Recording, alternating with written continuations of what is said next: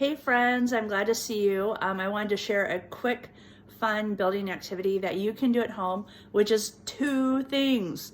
The first thing that you need is some Play-Doh, and you can use the stuff that comes in a can that you got at the store, or you can follow the recipe that I sent last week in my email and create your own recipe at home.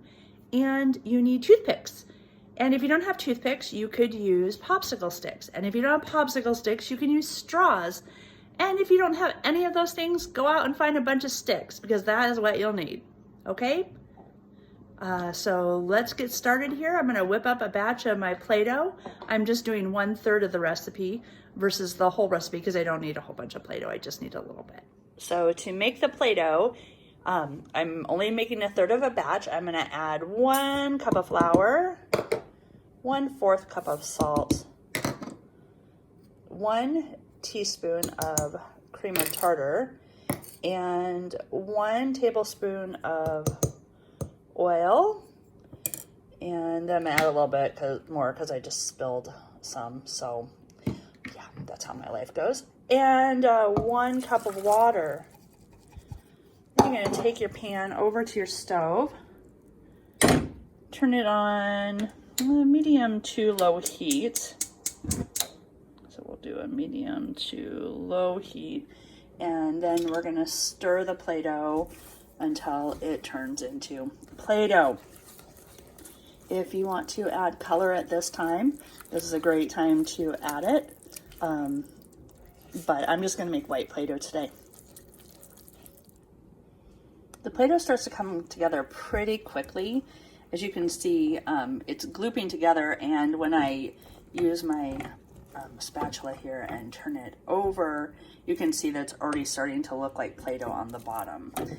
Small batches really do cook up a lot faster than the bigger batches, but there it is, gloopy, and it's sticking together, and you can see that when you turn it over, it's really starting to look like Play-Doh.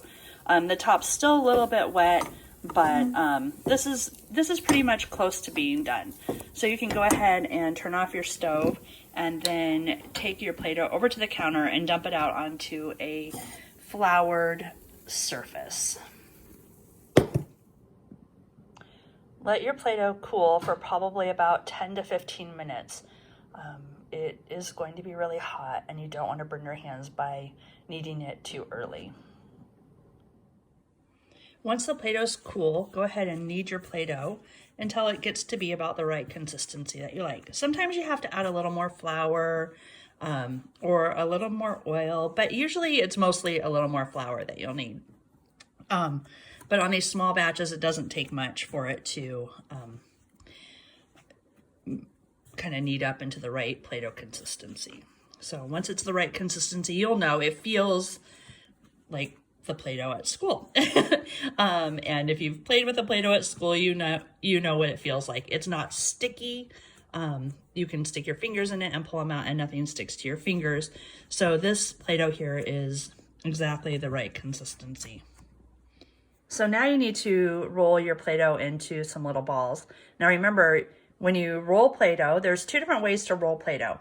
If you put it in your hands and you roll it back and forth like this, like you're making a fire, you get a long worm or a long stick. But if you roll your hands around like this motion, it will turn into a little ball.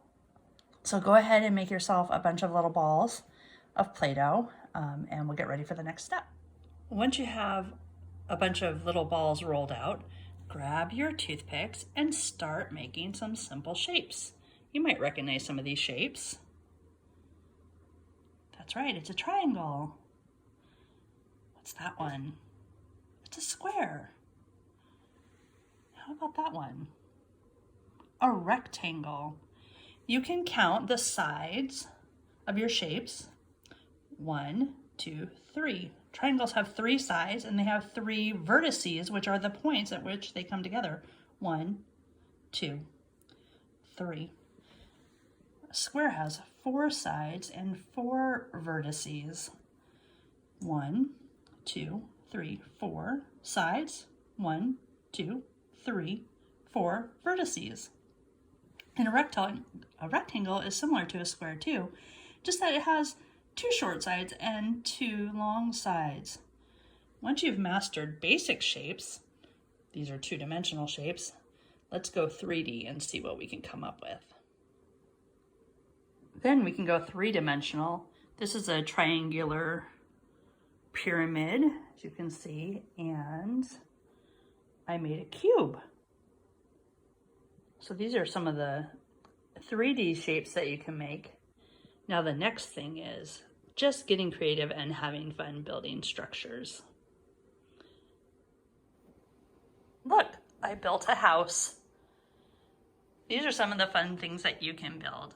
But I know you can get creative, and I can't wait to see what you build. Now it's your turn to put something together. I can't wait to see what you come up with just using Play-Doh and toothpicks or sticks or whatever you end up using. Make sure you take a picture of it and send it to me. I'd love to see it. Talk to you later. Bye.